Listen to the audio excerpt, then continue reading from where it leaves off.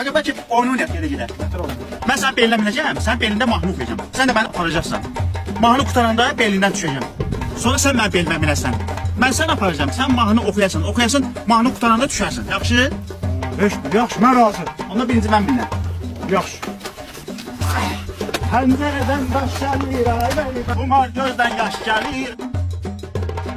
Ay bəri bax, bəri bax. Benim bunun da sen de çocuk olsan ha. Gidip ben lövbəmdir. Elə bir maraqsız oyun deyirlər, bəlkə oynamayaq.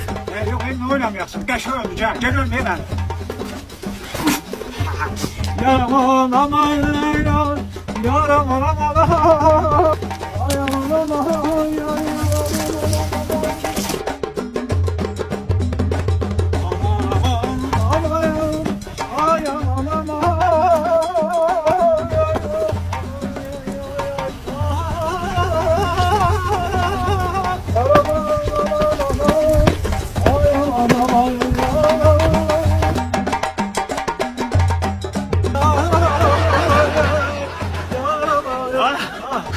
Utanmadı mı anın?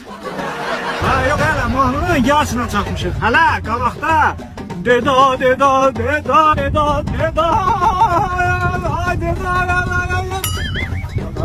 Yiğit cəhənnəm ol ya bu. Vardı belə var. Yiğit cəhənnəm ol. Ay abi.